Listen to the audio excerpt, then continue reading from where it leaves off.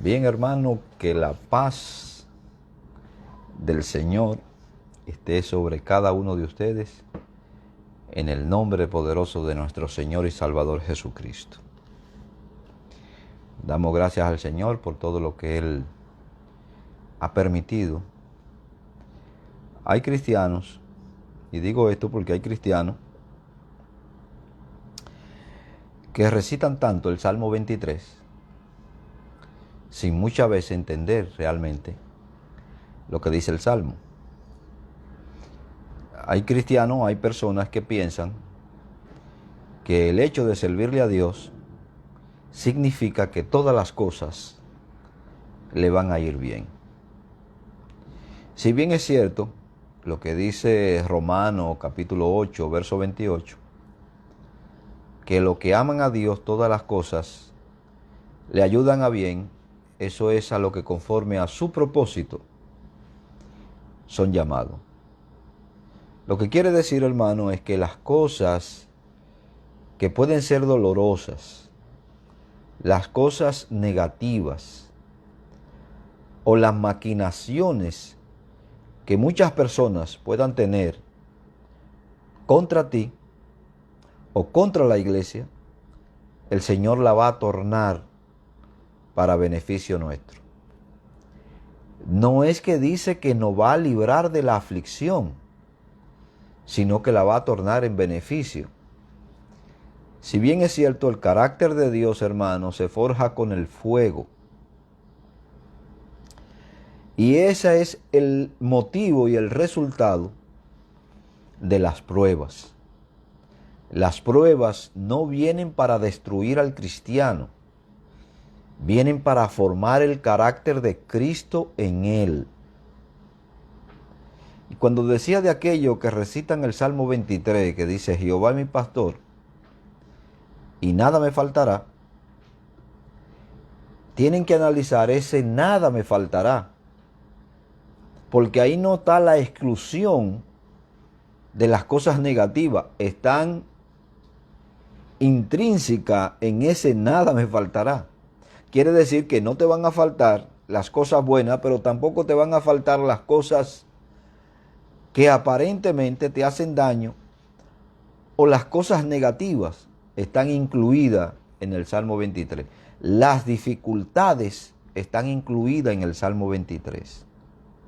De ende, no hay un solo hombre santo desde el primer testamento hasta el segundo testamento que no haya pasado dificultad, que no haya pasado grandes penurias en el caminar o en el camino del Señor.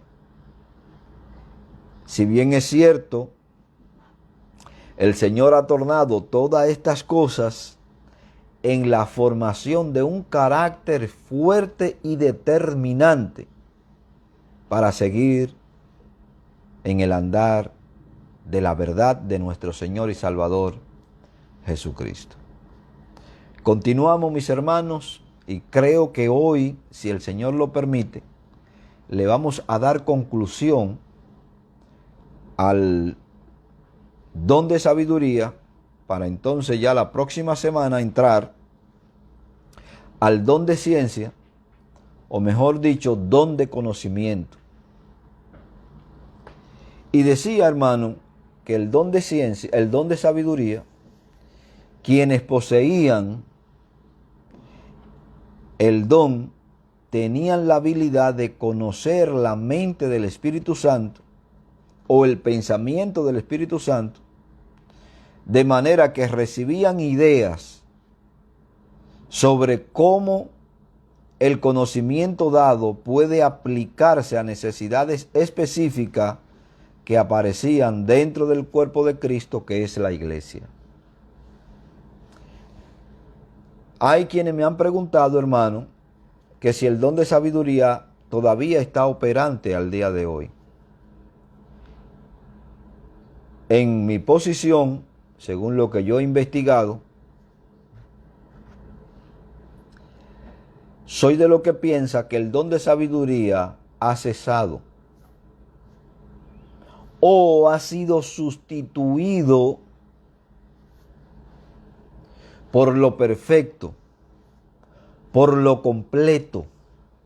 ¿Y qué es lo perfecto y lo completo a lo que yo me estoy refiriendo? Lo perfecto y lo completo a lo que yo me estoy refiriendo es todo el contenido del Segundo Testamento.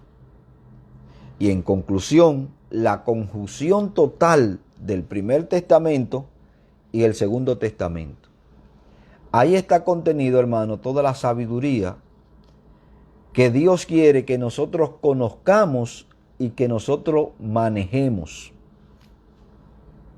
Si bien es cierto, la iglesia del primer siglo, sobre todo los apóstoles, profetas y otros ministros del Señor, le era dado este don para que pudieran ministrar la verdad de Dios a la iglesia del primer siglo. Actualmente, por lo que ya yo he explicado, el don de sabiduría no está operativo dentro de la iglesia. Tenemos las Escrituras, donde está contenido la sabiduría y el conocimiento de Dios en cuanto a todo lo necesario de aspecto de salvación. Ahora, cuando usted va al libro de Santiago, en el capítulo 3, verso 17, mire cómo expresa Santiago lo que tiene que ver con la sabiduría que viene del cielo. Pero que esa sabiduría ha sido plasmada en las Escrituras. Santiago 3:17 dice, pero la sabiduría que es de lo alto es primeramente pura, después pacífica.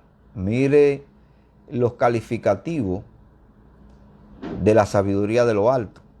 Empieza por ser primeramente pura, después pacífica, amable, benigna, llena de misericordia y de buenos frutos. Aquí la sabiduría se traduce, hermano, en una práctica, en una vivencia. Sin incertidumbre ni hipocresía.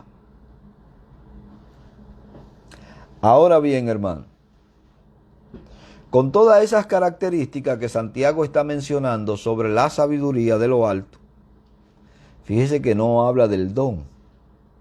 Quien habla del don de sabiduría es Pablo en una explicación y exposición a la iglesia de los Corintios. Y deja por sentado, hermano, cuando usted comienza a leer, yo sé, hermano, que es debatible o hay un debate con respecto al verso 10 del capítulo 13 de Primera de Corintios, donde dice, cuando se manifieste lo perfecto,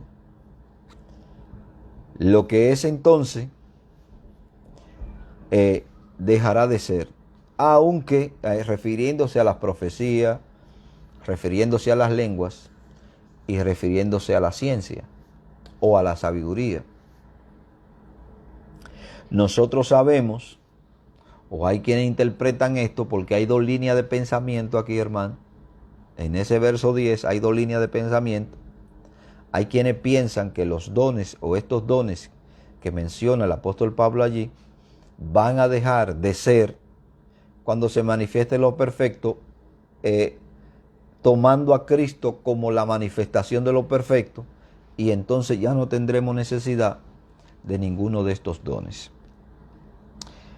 Respetando esa línea de interpretación, hermano, yo me declino por el aspecto de lo perfecto, refiriéndose a la plenitud y terminación del Segundo Testamento. Ya el Primer Testamento lo tenemos, que consta de 39 libros, lo que algunos prefieren llamarle Antiguo Testamento.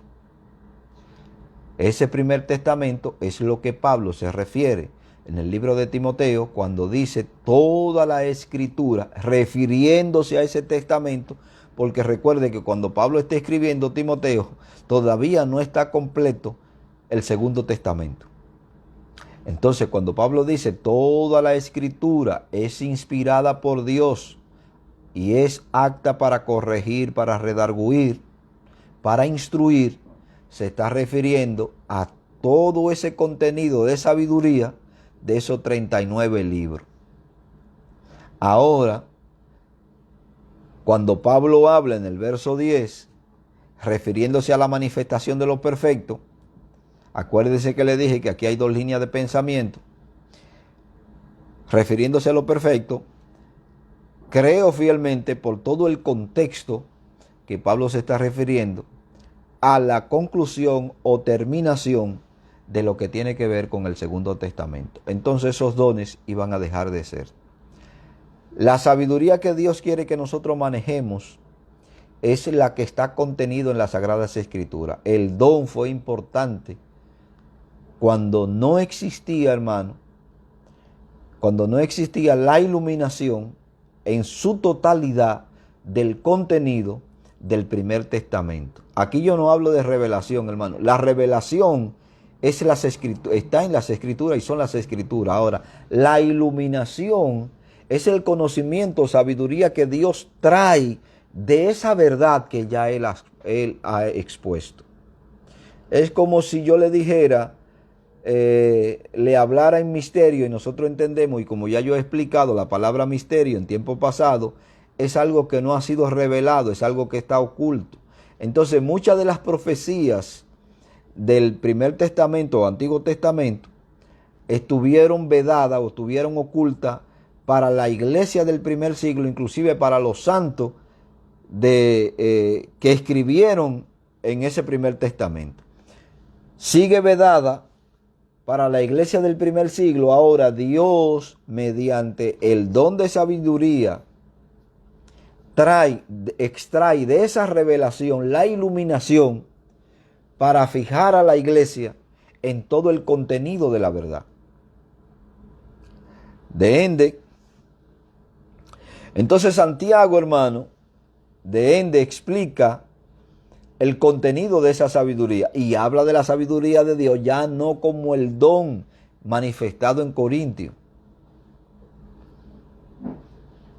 sino que habla como la implementación de la verdad escritural.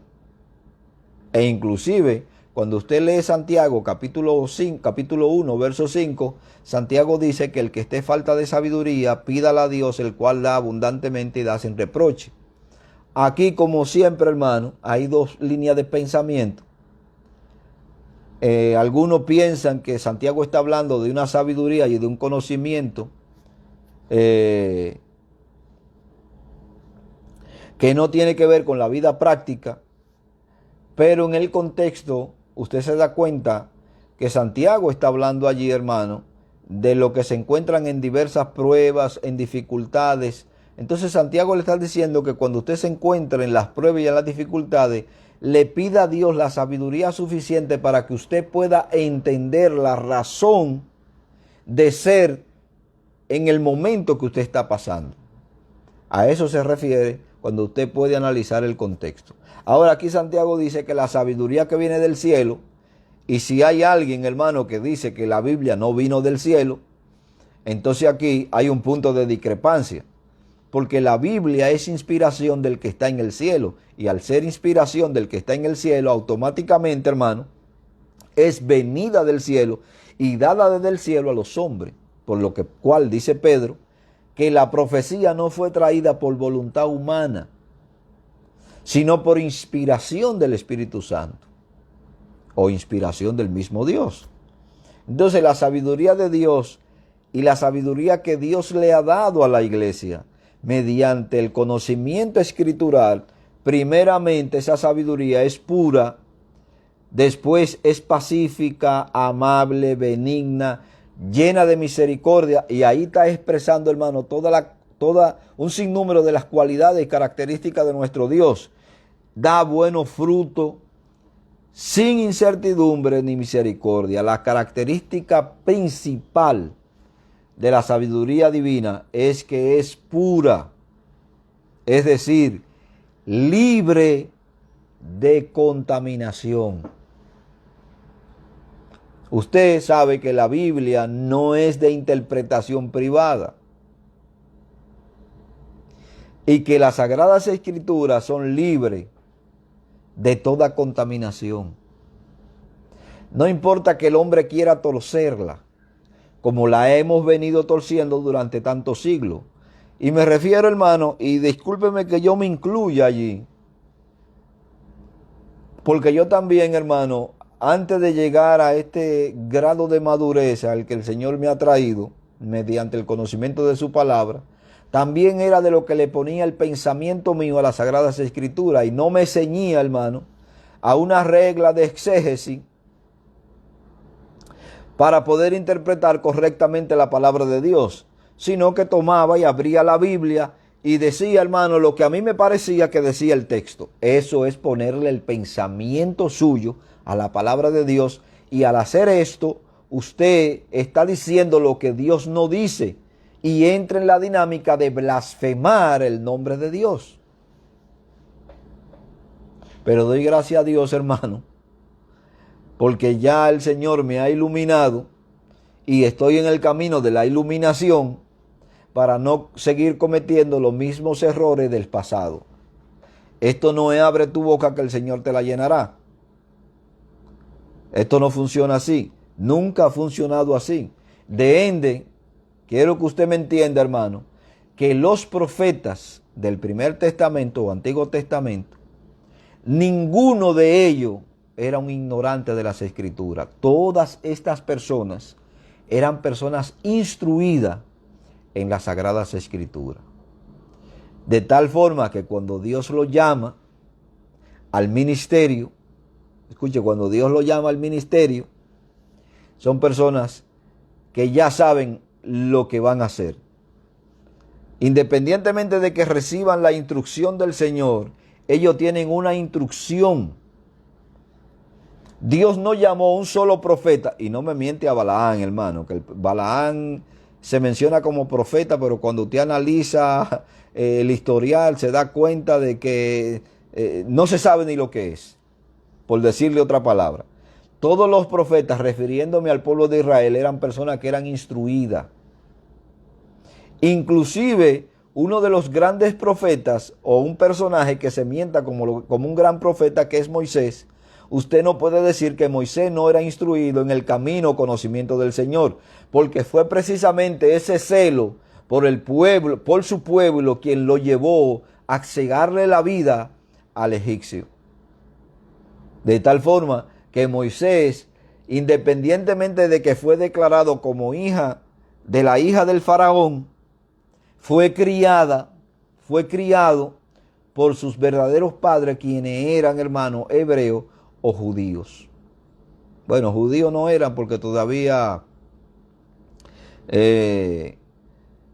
no se había declarado Judá como, pero eran hebreos. Entonces él conocía su forma de pensar y conocía la instrucción, hermano, que Dios le había dado al pueblo de Israel. Inclusive conocía la razón y sabía que Dios iba a sacar al pueblo de Israel, porque conocía la promesa que Dios le hizo a Abraham de que ese pueblo iba a ser esclavo 400 años en Egipto y luego iban a regresar otra vez a su tierra. Dicho sea de paso, la obra que Moisés hizo matando al egipcio le ajustó 30 años más al pueblo de Israel, porque Dios dijo a Abraham 400 años. Y cuando usted analiza, el pueblo de Israel duró 430 por ese hecho de Moisés haber matado al egipcio. No aparece, hermano, un solo hombre de Dios en las Escrituras que no haya sido instruido en toda la verdad de Dios. Si usted es capaz de encontrarlo, por favor, escríbame y hágamelo saber para yo enterarme. Ahora bien, esa sabiduría es libre de contaminación. En otras palabras, la sabiduría es pura en pensamiento, palabras y acciones, limpia en espíritu y cuerpo, en doctrina y práctica, en fe y moral. Por eso la Sagrada Escritura, hermano, por eso el pecador rechaza la Biblia.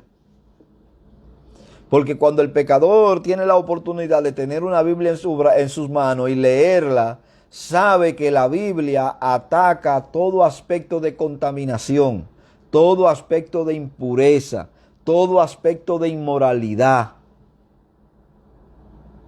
Porque en todo su contenido, hermano, la Sagrada Escritura es pura, es pacífica, es amable, es benigna, es misericordiosa, es llena de fruto. Ahora, la amargura, los celos y el egoísmo llevan a la corrupción de la persona. Esto es todo lo contrario a la sabiduría que viene del cielo. La sabiduría divina también es pacífica, lo que describe un espíritu tranquilo y calmado. Esto naturalmente, hermano, no quiere decir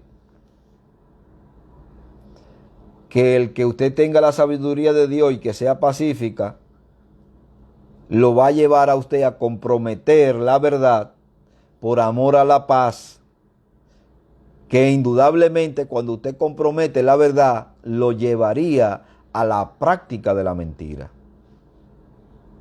Yo no puedo ser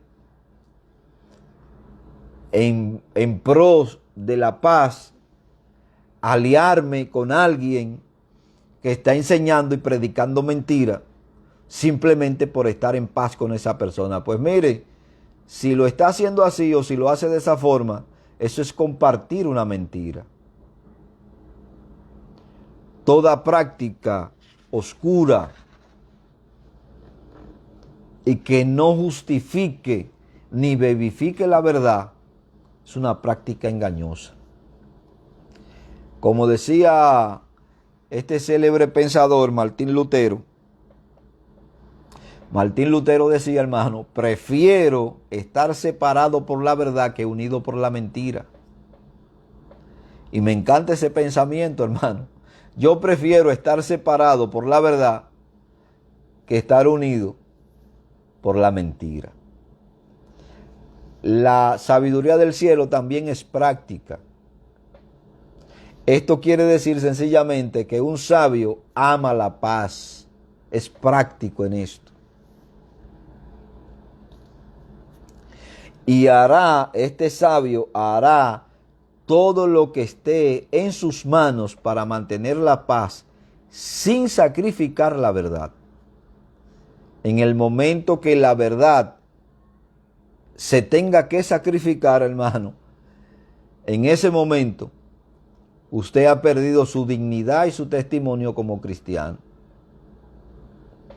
Prefiero estar separado por la verdad que unido por la mentira. Ahora yo quiero que usted entienda que el hecho, escúcheme, el hecho de que otra persona pueda pertenecer a una denominación determinada y pueda tener un flujo de creencias, ya sea de aspecto tradicional, porque en el Evangelio, lastimosamente, muchas iglesias, hermanos, son más enseñanza tradicional y oral que escritural. Porque el pastor dice, o el pastor me dijo, sí, pero si me dice, yo quiero que me diga conforme a lo que dice la Biblia, en una correcta interpretación de lo que dice la Biblia, analizando, hermano, el contexto tanto cultural como gramatical, como quién habla, por qué habla, a quién le habla y en qué circunstancias están a lo que le están hablando, a ver si eso es aplicable al contexto en el que yo estoy viviendo. Hay cosas en la Sagrada Escritura, hermano, que son innegociables, pero hay otras que son de aspecto cultural que tenemos que mirarlo, hermano, con una lupa para ver si son aplicables hoy a la iglesia. Por ejemplo, en la primera carta de los Corintios, el apóstol Pablo le escribe a la iglesia y le dice, si tú das a tu hija en matrimonio, bien haces. Y si no la das, bien haces. ese hermoso texto, hermano, que Pablo le escribe a los Corintios, yo no puedo traerlo y aplicarlo al contexto de hoy, porque yo no estoy viviendo un estado patriarcal donde los patriarcas, donde los padres tenían la plena señoría sobre los hijos y determinaban lo que los hijos podían o no hacer. Claro, el estado en que nosotros vivimos hoy, o en los países en los que nosotros vivimos hoy, nos permiten tener autoridad sobre nuestros hijos, y esto es cuestionable, hermano, hasta los 18 años. Ya hay gobiernos y organizaciones que están luchando para quitarle la patria potestad a los padres y que los niños ya de muy pequeños puedan decidir y hacer lo que ellos crean conveniente. Entonces, yo no puedo traer el texto que Pablo le está aplicando a la iglesia de los Corintios y decirle a mi hijo, oh, mira, tú no te vas a casar, te vas a quedar jamona. Porque me va a decir desde que cumpla 18 me espanto y me voy y no me vuelve a ver el pelo más. Entonces, ese aspecto cultural no es aplicable.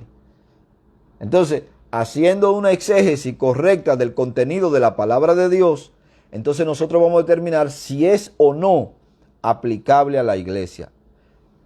Vuelvo a reiterar, hermano, prefiero estar separado por la verdad que unido por la mentira.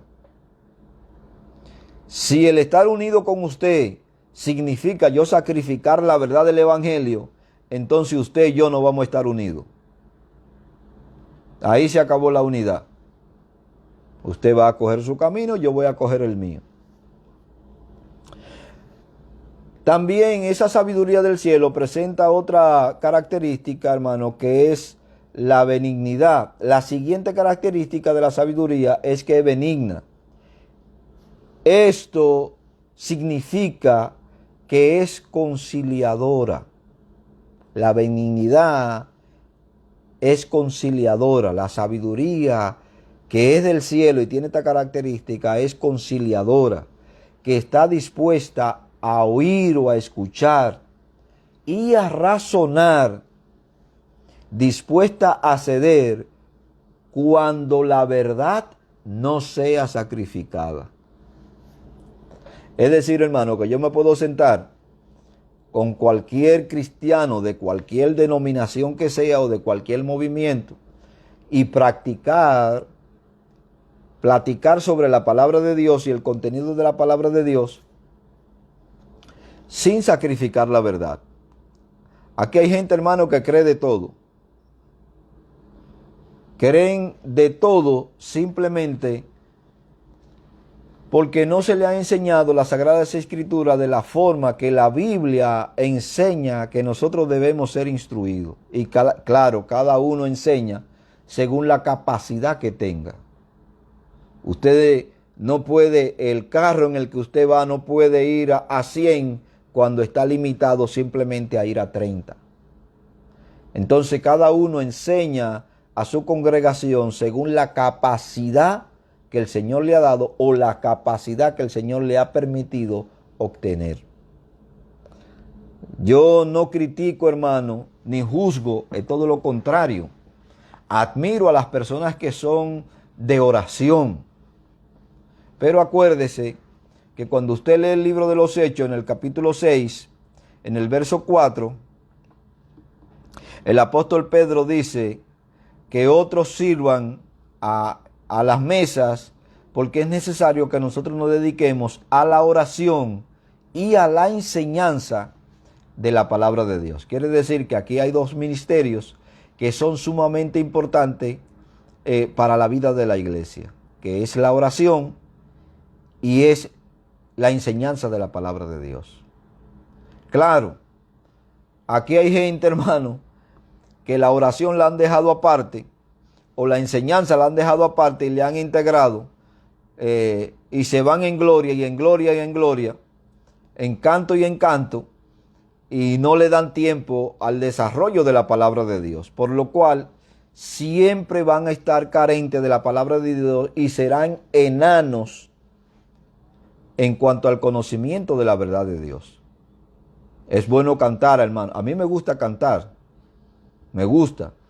No es que sea mi delirio, no es mi delirio, pero me gusta cantar. Pero si entre el cantar y estudiar la palabra de Dios usted me pone a escoger, olvídese que yo no voy a cantar. Voy a escoger saber o conocer la palabra de Dios. Y ese es el mandato que Jesús dio en Juan 5:39.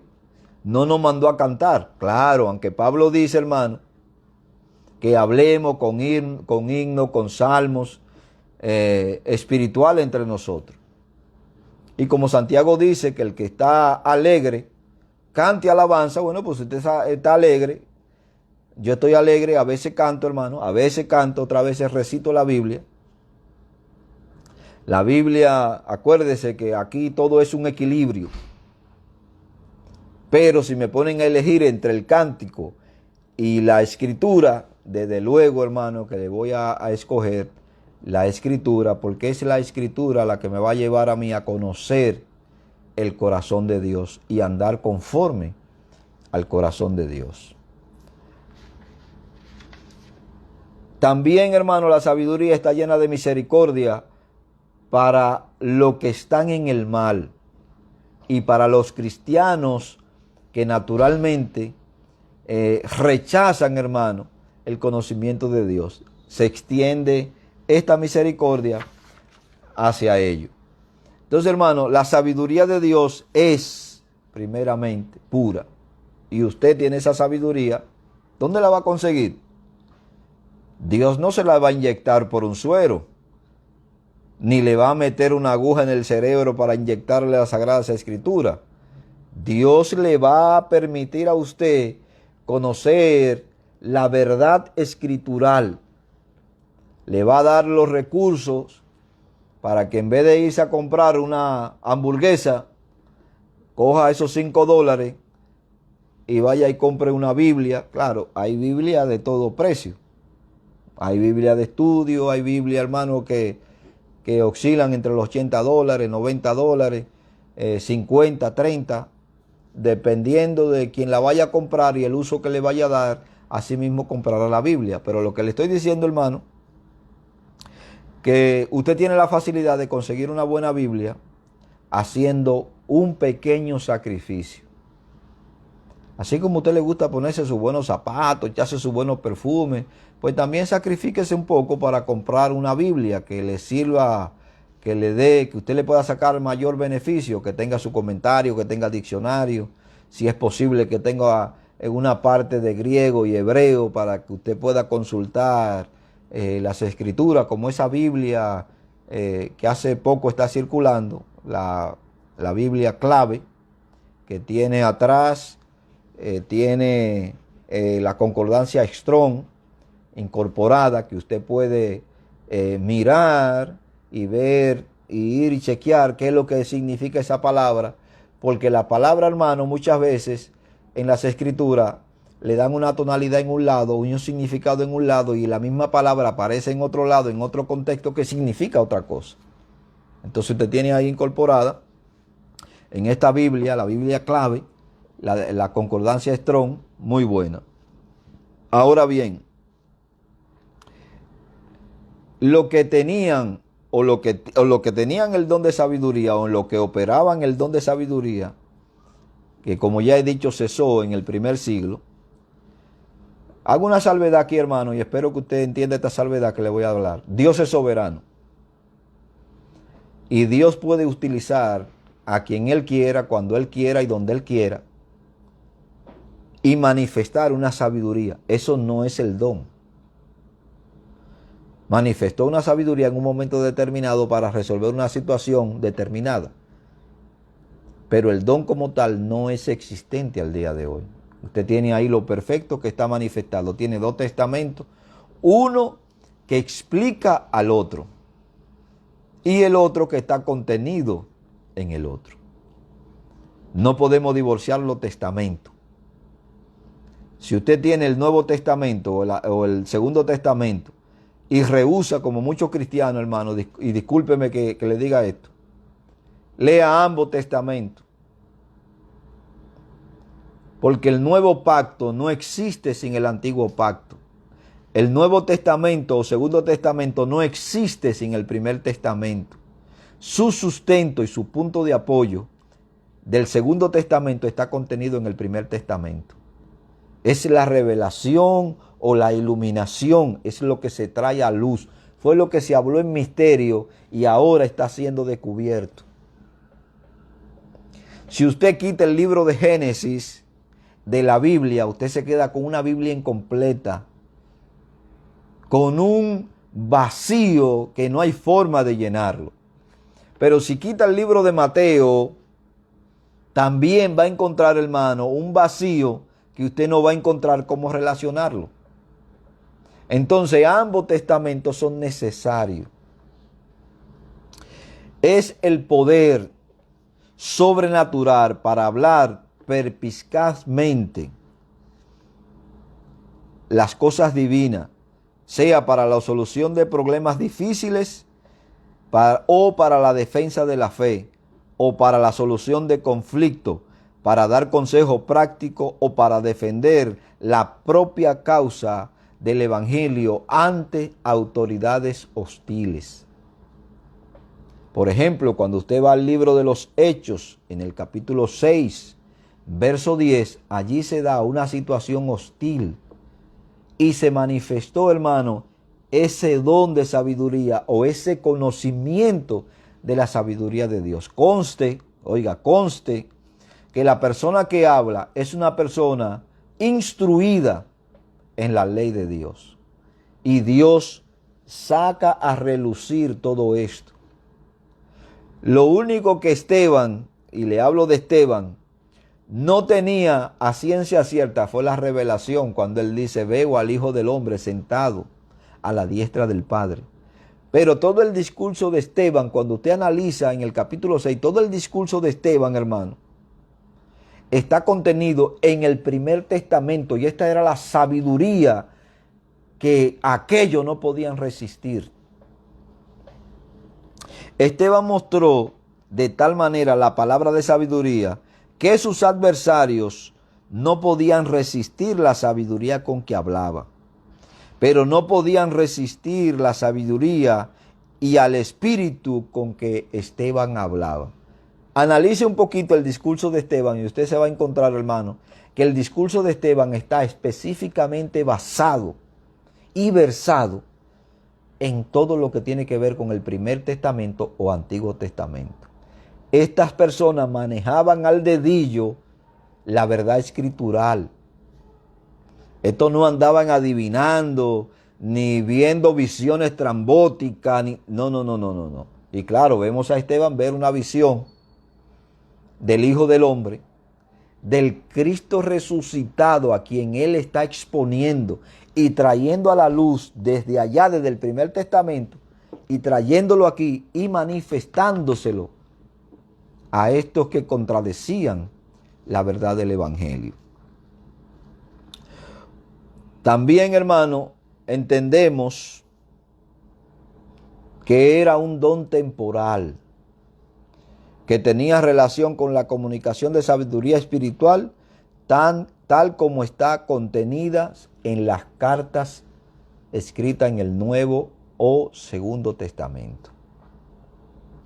Era necesario en los primeros tiempos, cuando la iglesia no poseía el Segundo Testamento o Nuevo Testamento. Entonces era necesario, hermano, el don de sabiduría.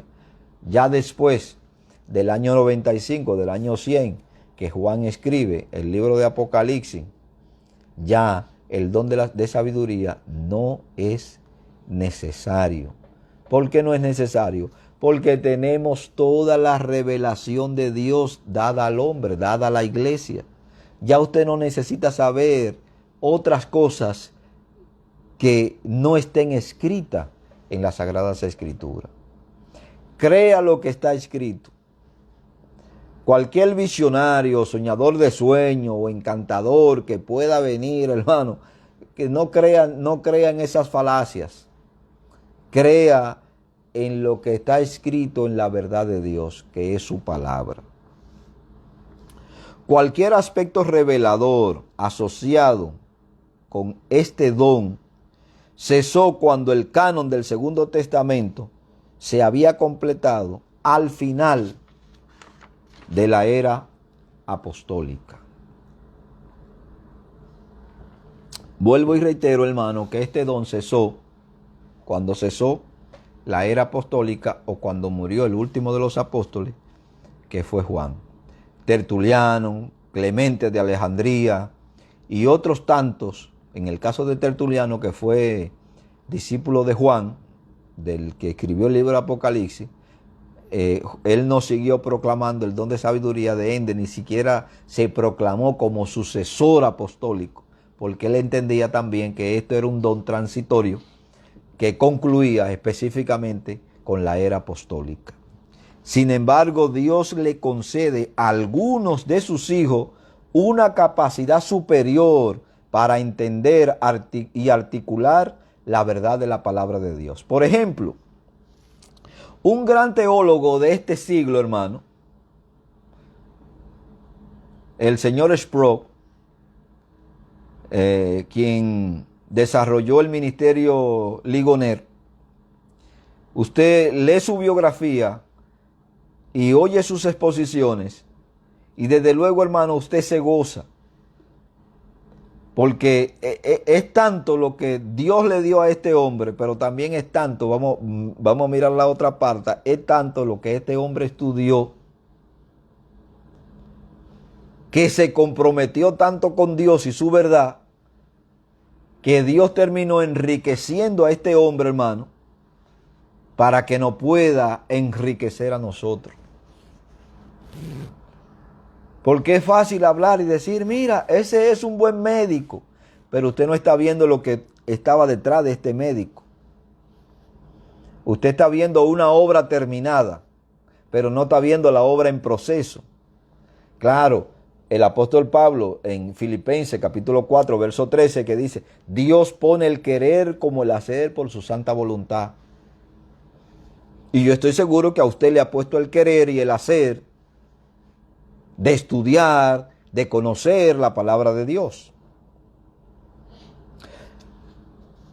En un sentido más amplio, sabiduría, conocimiento profundo, percepción natural y moral, aprendizaje, instrucción, ciencia, indicando cultivo de la mente y el entendimiento esclarecido.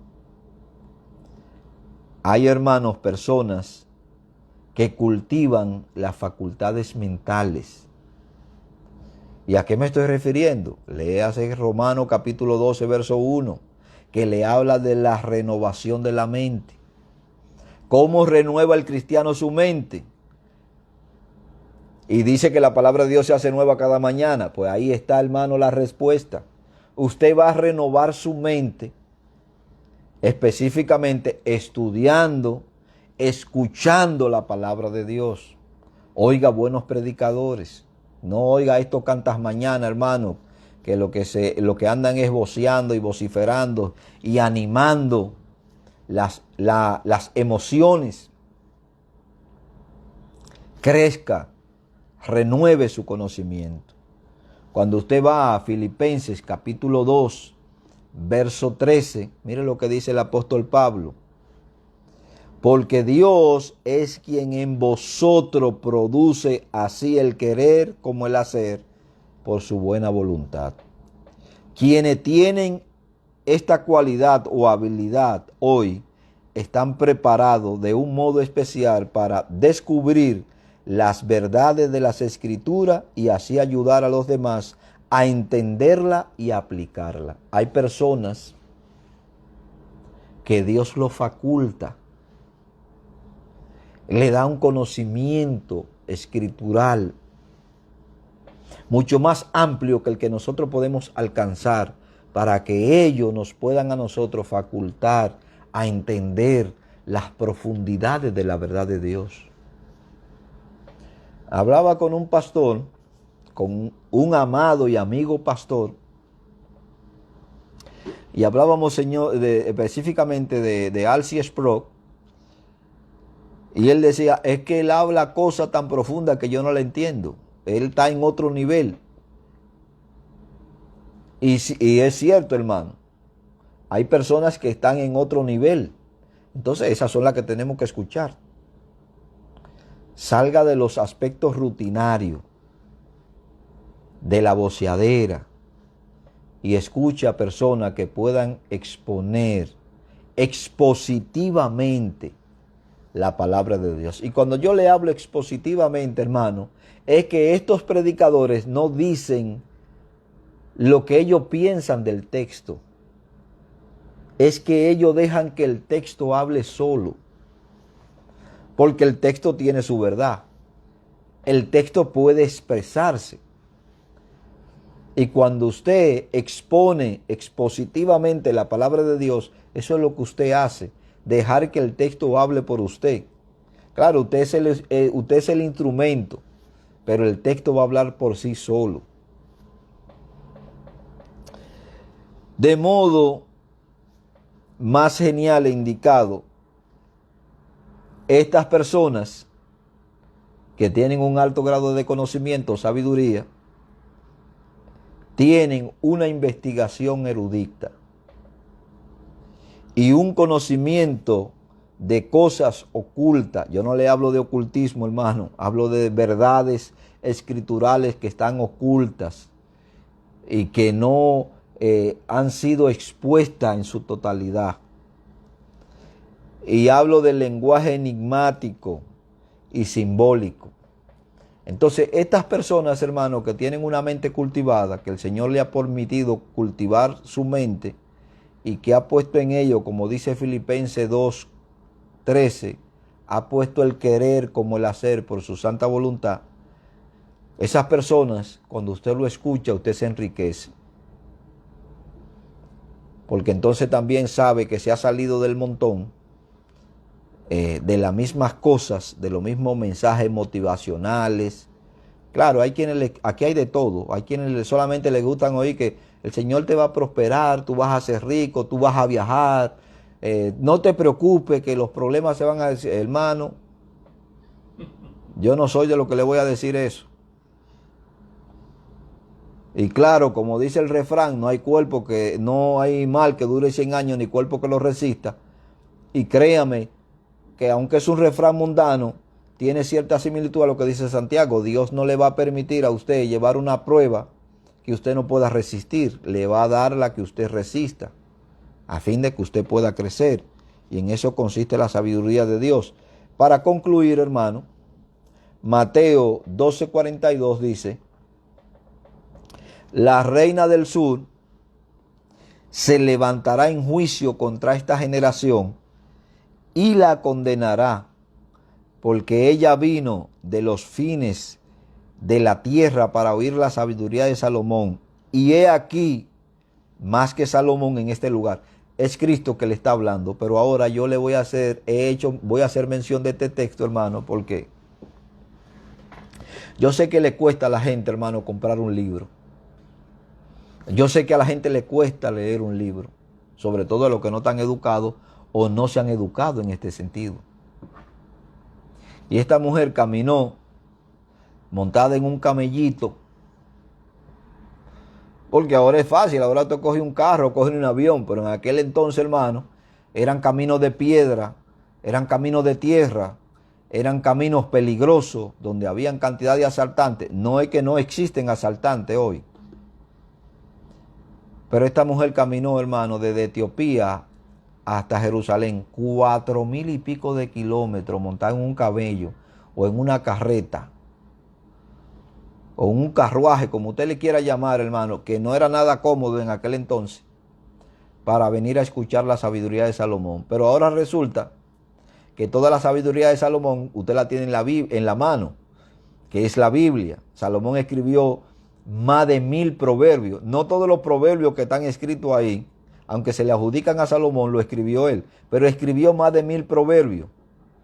Escribió el libro de los Cantares, escribió el libro de Eclesiastés, aunque algunos opinan que no, yo opino que fue Salomón, por la descripción que Salomón da.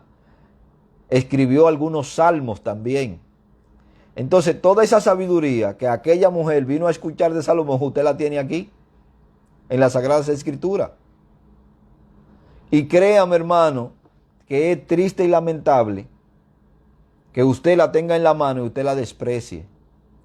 Usted encuentre más tiempo para meter el dedo en el Facebook, para estar viendo novelas, para estar viendo alguna película. No es que no tenga su tiempo, escúcheme, no es que no tenga su tiempo, pero déle prioridad a las cosas espirituales, a las cosas que lo van a enriquecer.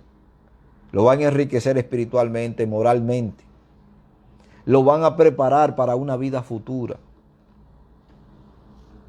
En Hechos capítulo 7, verso 22 dice, con respecto a Moisés, y fue enseñado Moisés en toda la sabiduría de los egipcios, y era poderoso en palabra.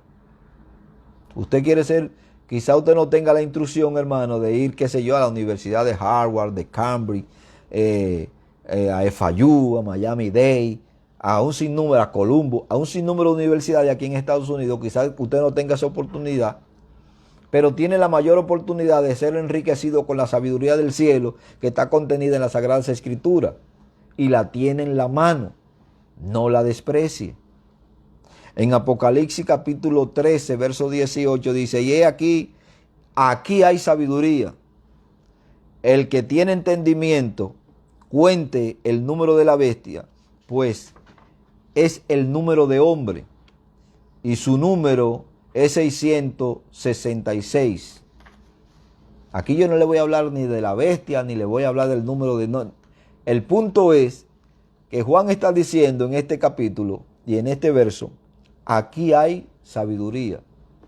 ¿Usted quiere sabiduría? Está ahí. No la pida a Dios. Ya Dios se la ha dado en las Sagradas Escrituras. Déjeme mostrarle esto.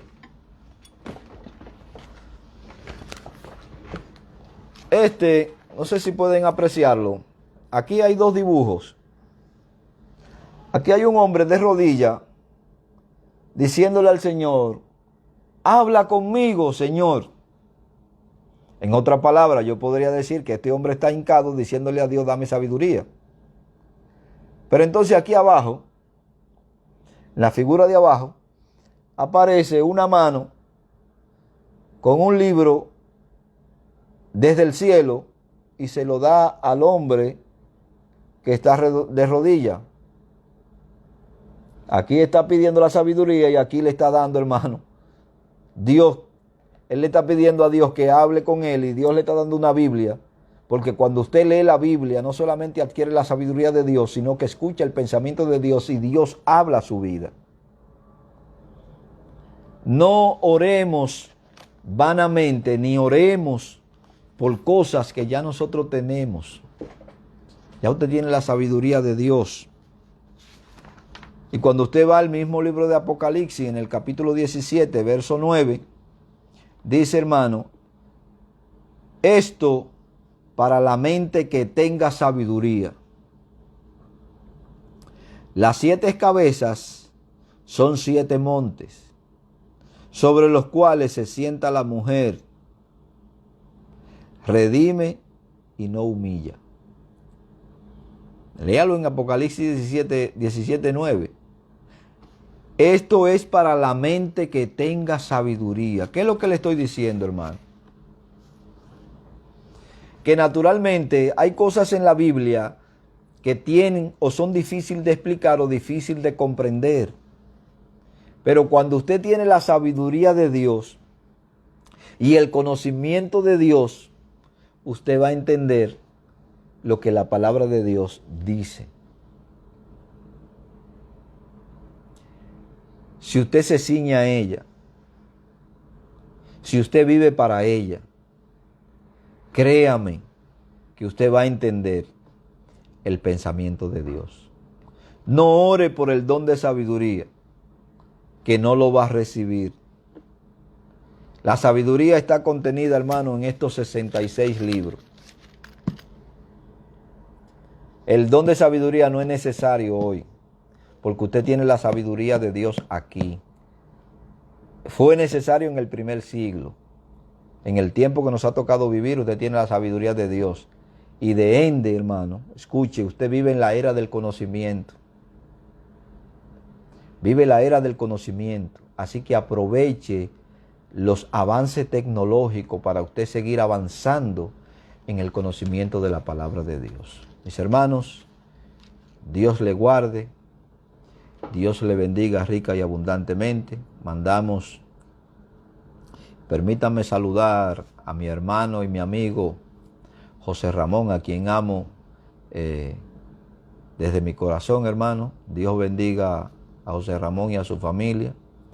Dios bendiga también a mi hermana Yamín, a mi hermano Anthony, a quien también amo en el nombre del Señor.